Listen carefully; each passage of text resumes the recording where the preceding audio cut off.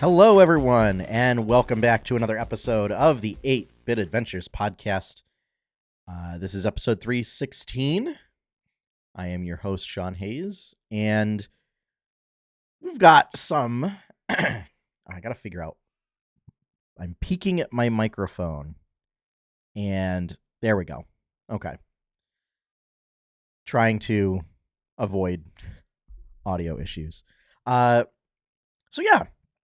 We've got some big Magic the Gathering news this week. And then some fun news to coincide with that.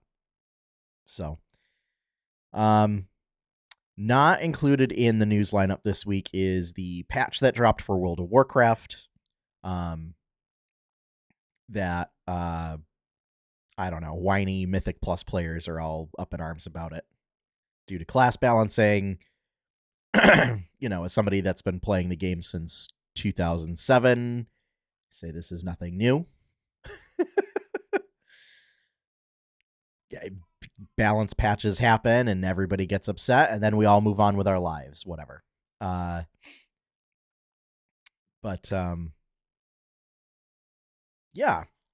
So,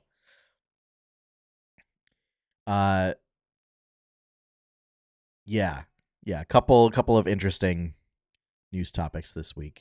But yeah, outside of that, it was kind of a light news week. Not really a lot of big stuff happening. But we are, I think, 3 weeks out from the Dungeon Master's Guide. Got this week, yeah, about 3 weeks, I think. So that's what I'm waiting for. So 1, 2, 3. Yep. 3 weeks out. Definitely excited for the Dungeon Master's Guide. So, and I seem to have caught some sort of cold from my kids, so I apologize if I sound a little sick.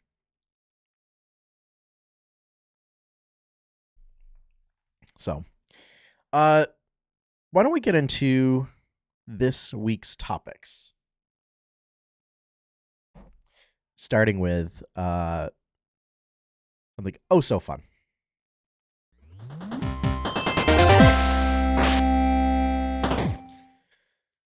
So first up, the Assassin's Creed Shadows Collector's Edition. This was a sort of contentious topic before, because it included early access and a season pass. Ubisoft has since reduced the price of the collector's edition by $50 and also stripped out the early access and season pass. And the game was also delayed. Or at least the collector's edition was delayed. The game's delayed. So yeah, just bringing up the topic again of, this is a game where it has a release date, and then if you pay extra, you get to play it before the release date. So what that really means is, I don't know. We saw the same thing with the War Within, Warcraft's latest expansion, where they did that of 3 days. But of course they bundled it in. They bundled that early access in. And yeah, I don't agree with it. In my mind, early access is not a thing that you do with a finished product that is just a little benefit to milk people of more money. Early access is something that is done like on Steam, where you are providing people access to your game as number one, for testing purposes, and number two, as a reward for essentially crowdsourcing your funding a little bit. Like people pay to get in on the iterations in the development process. I think that's fine. There's also problems with that. There's been a number of examples that have shown that there are problems with that process as well. But when I think early access, that's what I think, and that's what I can agree with. But in any case, Ubisoft has dropped it, presumably due to pushback. Not popular at all, and there's already been a bunch of, for right or wrong, community issues with Assassin's Creed Shadows. So, yeah. And then it was, I don't think it was the statue associated with this edition, but it was statues for the game. Like the company that was producing them ended up pulling it and redesigning it because they felt that their design was insensitive, as it included a broken, burnt, I forget the name of it, but the gates, as they felt that it was disrespectful to sort of a post-World War II Japan. So yeah. So if you were looking forward to the collector's edition, hopefully, my hope is that if people already purchased it, that they get a $50 credit or a $50 refund. But I don't know if it had been on sale yet. So yeah, that's that for the Assassin's Creed Shadows Collector's Edition. Next up, here's the big one. Now, for those who are watching the live stream, I have a picture of a Moogle in a mailman outfit. And you might be thinking, Sean, what does this have to do with Magic the Gathering? Well, Polygon reports that with the upcoming Final Fantasy set, Universes Beyond cards will be legal in all formats. So, to reiterate, all formats. That means standard, that means modern, pioneer, commander, vintage, legacy, everything.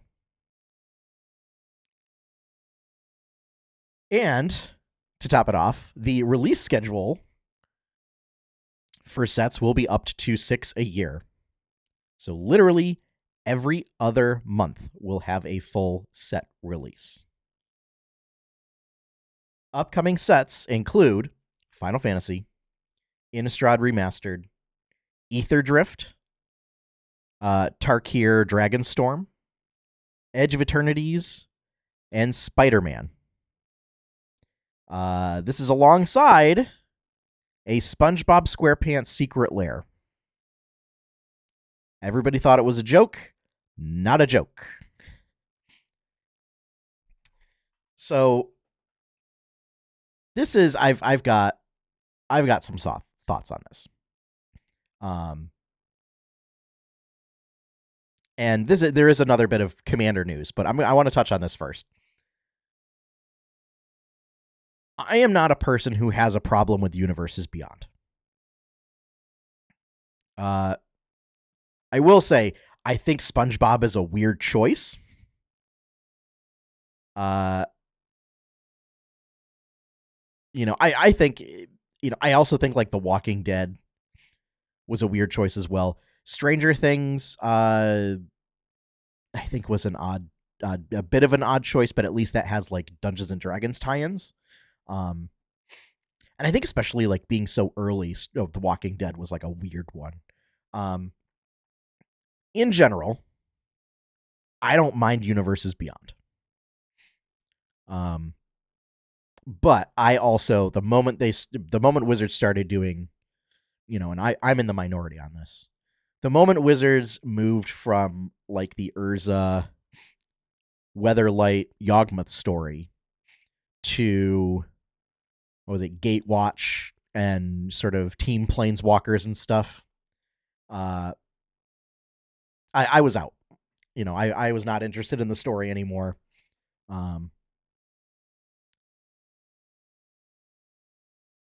So actually, I need to take a quick break. Be right back.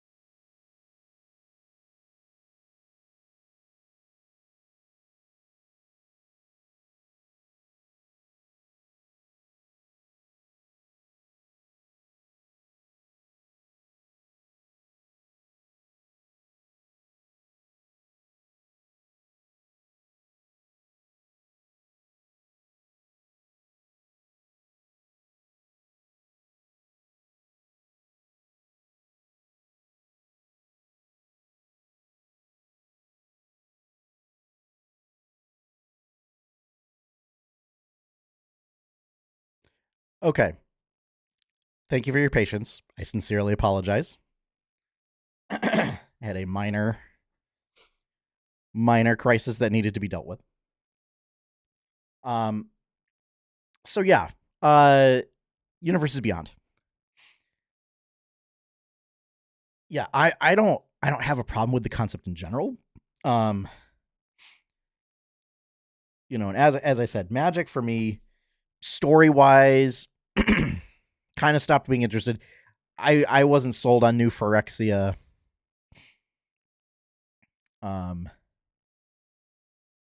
honestly, like having so many planeswalkers, I don't care. So Universes Beyond actually got like Universes Beyond by virtue of the Dungeons and Dragons sets and Ixalan were kind of what got me back into playing Magic. And Ixalan was entirely because Pirates versus Dinosaurs. Like it had nothing to do with the story. So, yeah, I don't agree with the decision to have Universes Beyond be part of all formats. I also don't agree with a 2-month release schedule, like every other month release schedule. It's way too much. Personally, I would prefer if it was, instead of once a quarter, if it were 3 times a year. Because here's the thing, is that these are full set releases, which means that to coincide with full set releases, you're still going to have the ancillary products like Modern Horizons and Commander decks and and obviously the secret lair drops and all that other stuff. So it will just be a nonstop fire hose of stuff. And that's too much. It's too much. So, and I also think there should be, for those who don't enjoy Universes Beyond and just want core Magic, there should be formats where that is possible.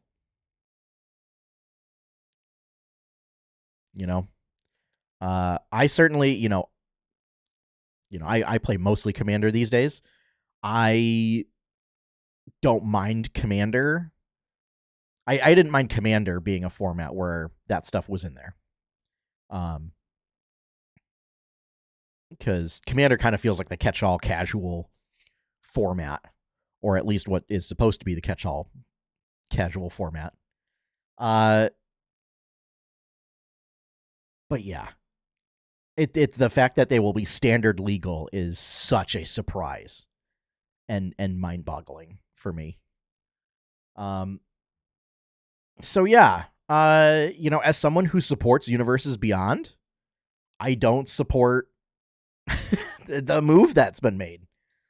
And I think it will just serve to cause people to hate Universes Beyond even more. So,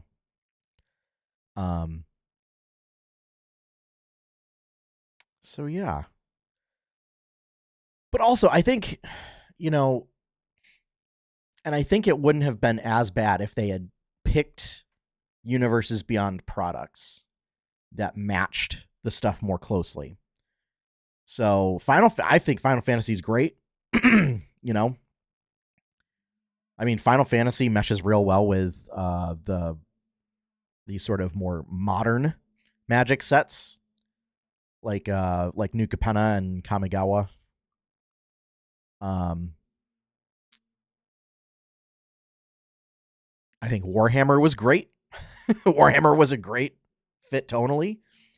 Lord of the Rings was good. Dungeons and Dragons was fantastic.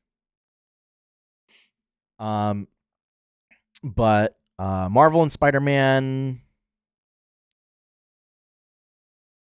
I wouldn't mind if the more out there stuff was just secret lairs. And if they were either alt arts or whatever. I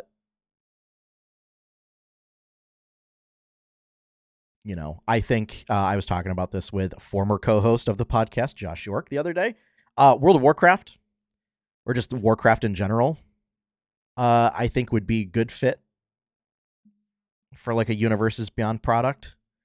So if they kept it to this kind of like steampunk fantasy, like steampunk high fantasy, or if they're going to go sci-fi, fit the vibe, which Warhammer does. Yeah.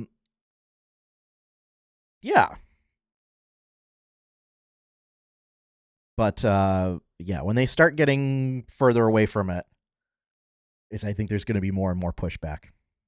Especially if they make the cards really good. Like we're seeing with the Marvel stuff.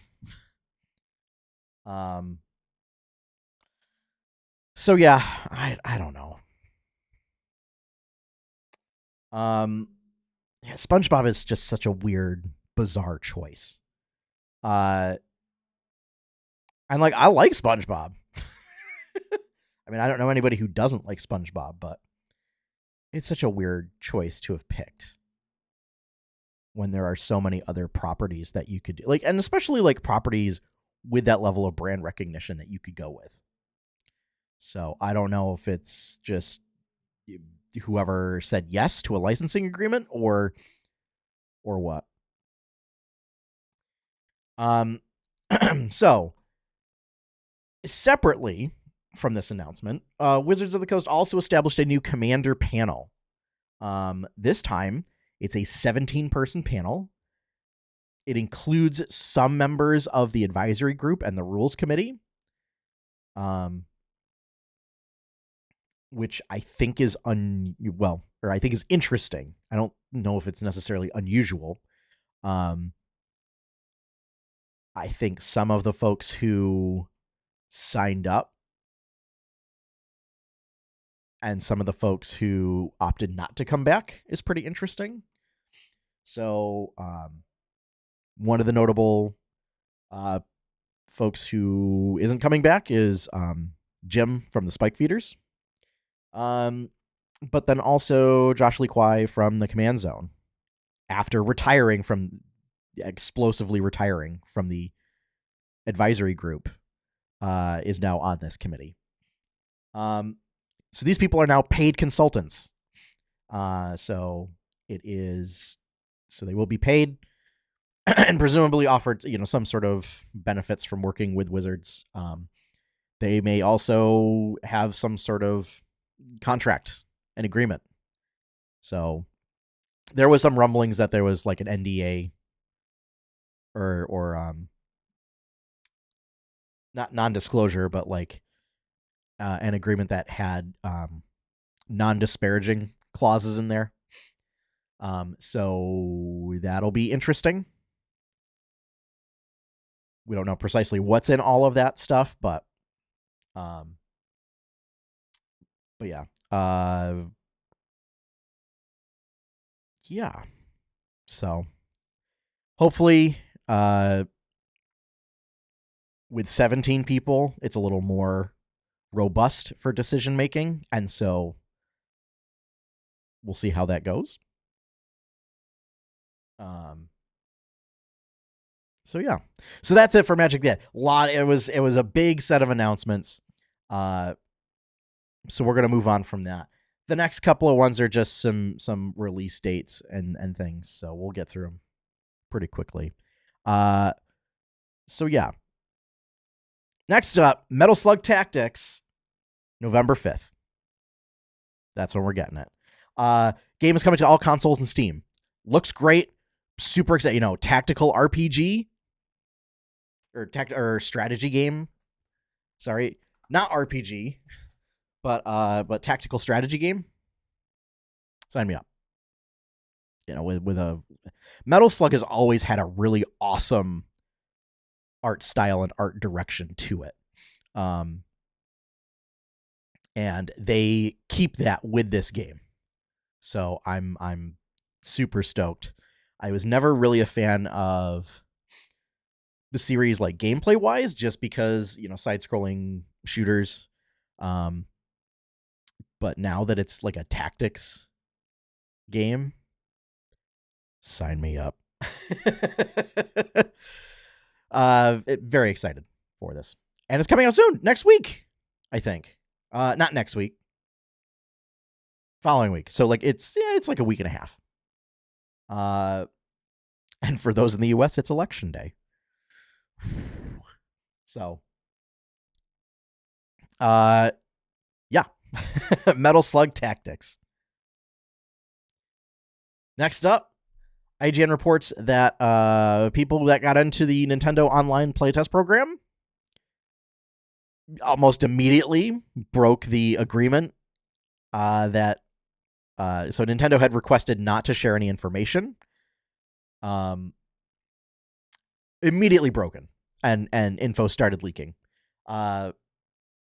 So the playtest appears to be some form of social MMO type game, where you go to like another planet and you are trying to like build a farm and revitalize the land with your farm and use some sort of beacons, and it's a focus on like building and farming and doing that sort of collaborative work.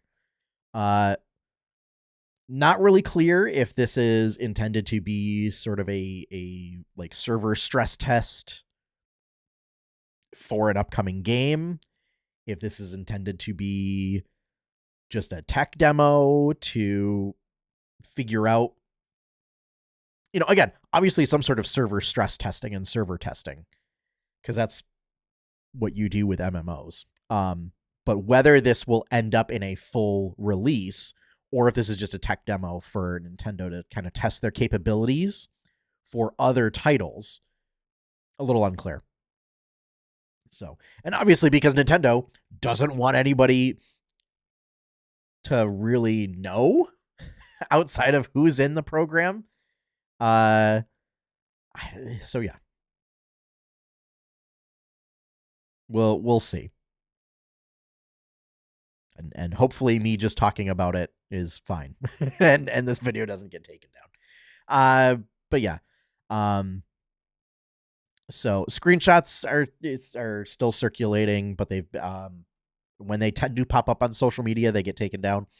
So yeah. So that is what's going on with that mysterious playtest. Last bit of news, and my favorite bit of news this week, IGN reports that indie hit Vampire Survivors is getting Castlevania DLC. We did it, folks. Though the folks at Poncle, they did it. They managed to do it. They got what is I think is like the benchmark, the premier sort of vampire IP in gaming is if you have a vampire game and you can get I think it's Konami on board with licensing Castlevania to you, you've made it. They're getting a Castlevania DLC expansion, Ode to Castlevania. It's coming on Halloween. It's got, what did they say, 20 new characters and 40 new weapons? It's either that or 40 new characters and 20 new weapons. They've got remixes of the music. It sounds great. It's a great animated, promotional video. I am so happy for the success that this company has had. Because here's the other thing is Vampire Survivors continues the tradition of criminally undercharging people. And obviously not literally criminal, but this expansion is $4. $4 in the US. I didn't look up what the price was another, but it's whatever the exchange rate is. But yeah, for $4, this expansion. And for those who aren't familiar with Vampire Survivors, it's totally worth it. So Vampire Survivors is a game in which you only use movement keys. Your character automatically attacks, and you just fight waves of enemies that are coming at you. You pick up different weapons and items, and those items and weapons can combine together to form new weapons. And the weapons have like different trajectories and effects and hitboxes and stuff. So part of it is like finding out a build and then just seeing if you can make it to 30 minutes. But then there's also like secret bosses and things like that on the levels. It's super fun. So yeah, it's once again it is, in my opinion, one of the best values in gaming, and I will stand by that statement. Vampire Survivors, Stardew Valley, best values. Nothing beats it. Unless I don't know. I mean, you could argue that like free to play stuff that you really enjoy playing, sure, but those also come with riders of all sorts of microtransactions and everything, which these don't have, by the way. Stardew Valley is you pay it once, and everything else has been free. Vampire Survivors is, I think the base game is still like $3, and then the expansions are all basically have as much content as the base game and are about the same price. So, yeah. But yes, Halloween, October 31st, Castlevania coming to Vampire Survivors. It's a Thursday night. Maybe I'll stream it. I don't know. I'm super stoked. I'm super stoked. It's such a great little game. So, and yeah, and the funny thing was, I was never a Castlevania fan growing up. And I think I've only played one, and it was like after it came to either Switch Online or one of the, the retro or the little consoles. But like, I still understand, like, from seeing it in all the gaming magazines and just being part of the pop culture and everything, I understand that, like, it is a huge landmark in gaming. Like, it helped to define a genre along with Metroid. And so, coupled with like its aesthetic and lore, it's a staple. It's one of the biggest. I think it's one of the most important gaming franchises. So yeah. So it's cool to see that that a lot of indie games that fit the vibe are able to do licensing and to work with it. So, all right. So we're going to end this episode on a high note. There we go. If you would like to see more content from 8-Bit Adventures, you can head on over to 8-bitadventures.com. If you'd like to help support that content, you can become a patron at patreon.com/8bitadventures. Big shout out and thank you to all of my current patrons. Our opening theme is One Up by Professor Shy Guy. You can find his work over at professorshyguy.bandcamp.com. And with that, we're all finished for this week. So we'll see you next time. So as always, have fun, happy gaming, and enjoy your pie cake.